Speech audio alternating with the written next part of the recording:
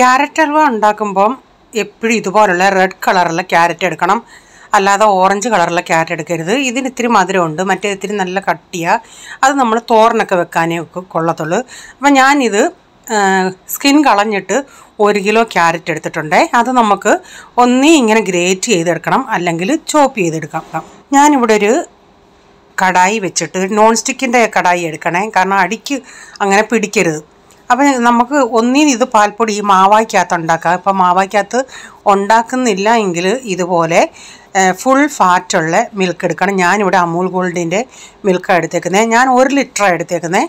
ഇത് കൂടുതലെടുത്താലും കുഴപ്പമില്ല, പക്ഷേ എനിക്കിത് നല്ല കറക്റ്റായിരുന്നു. ഇതിനേക്കാൾ കുറേയും കൂടെ ടേസ്റ്റ് വേണമെങ്കിൽ 1.5 ലിറ്ററൊക്കെ എടുക്കാം. ഇത് നമുക്ക് നന്നായിട്ട് തിളപ്പിച്ച് അത് ഇളക്കി കൊടുത്തോണ്ടേ ഇരിക്കണം, അടി പിടിക്കല്. അതൊന്ന് നമുക്കൊന്ന് തിക്കാക്കി എടുക്കണം. അതിൻ്റെ ആ ക്രീമി പരുവാകുന്നിടം വരെ നമുക്ക് തീ കൂട്ടിയും കുറച്ചും ഇങ്ങനെ ഇളക്കി കൊടുത്തോണ്ടേ ഇരിക്കണേ, അടിക്ക് പിടിക്കാതെ.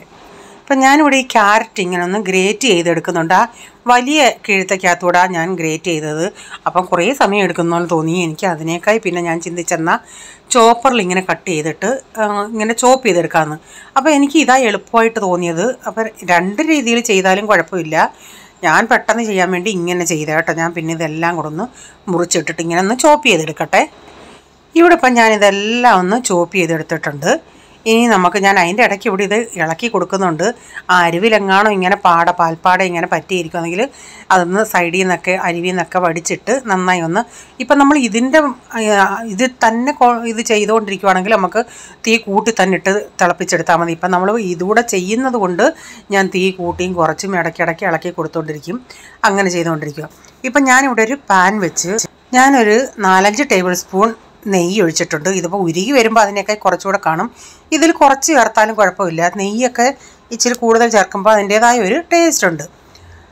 അപ്പോൾ ഇതിൻ്റെ പകുതി ചേർത്താലും കുഴപ്പമില്ല. എന്നിട്ട് ആ നെയ്യിൻ്റെ അകത്ത് നമുക്ക് ഈ ക്യാരറ്റ് ഇട്ടൊന്ന് വഴട്ടിയെടുക്കണേ. ആ ക്യാരറ്റിലെ വെള്ളമൊക്കെ ഒന്ന് വലിഞ്ഞു വരും.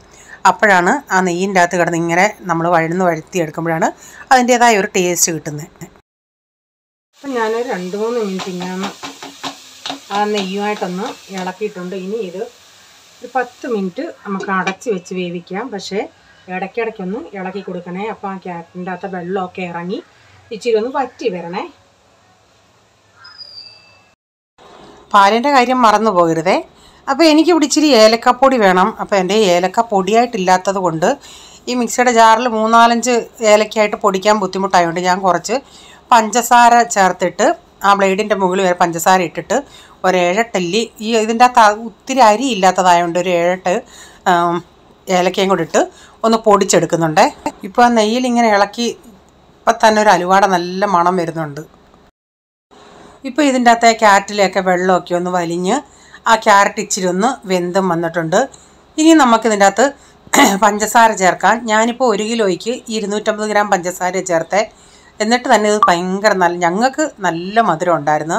പിന്നെ നിങ്ങളുടെ മധുരത്തിനനുസരിച്ച് നിങ്ങൾ കൂട്ടുകയോ കുറയ്ക്കുകയോ ഒക്കെ ചെയ്യാം കേട്ടോ. അപ്പം ഞാൻ ഇതിൻ്റെ അകത്ത് ആ പൊടിച്ച ഇതുകൂടെ ചേർത്ത്, കാരണം ഏലക്ക പൊടി നിങ്ങളുടെ കയ്യിലുണ്ടെങ്കിൽ ലാസ്റ്റ് ചേർത്താൽ മതി.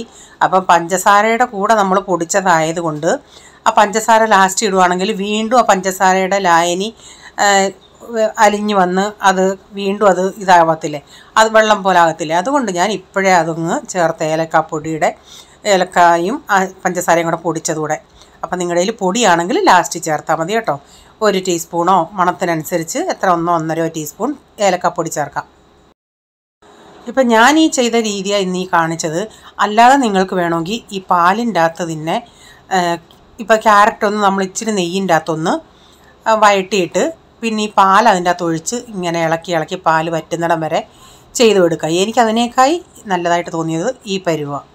അപ്പം നമ്മുടെ പാലൊക്കെ മുക്കാലും വറ്റിയിട്ടുണ്ട്, നല്ല ഇത്തിരി തിക്കായിട്ടുണ്ട്. ആ പാടയൊക്കെ ഒന്ന് നന്നായിട്ട് കട്ടിയായിട്ട് വരുന്നുണ്ട്. ഇപ്പം നമ്മുടെ ഈ പഞ്ചസാരക്കകത്തെ ലായനിയൊക്കെ ഒന്ന് വറ്റി വന്നിട്ടുണ്ട്.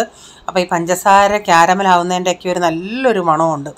ഇവിടെ ഇപ്പം നമ്മുടെ പാലും നന്നായി വറ്റി നല്ലൊരു പരുവത്തിലായിട്ടുണ്ട്.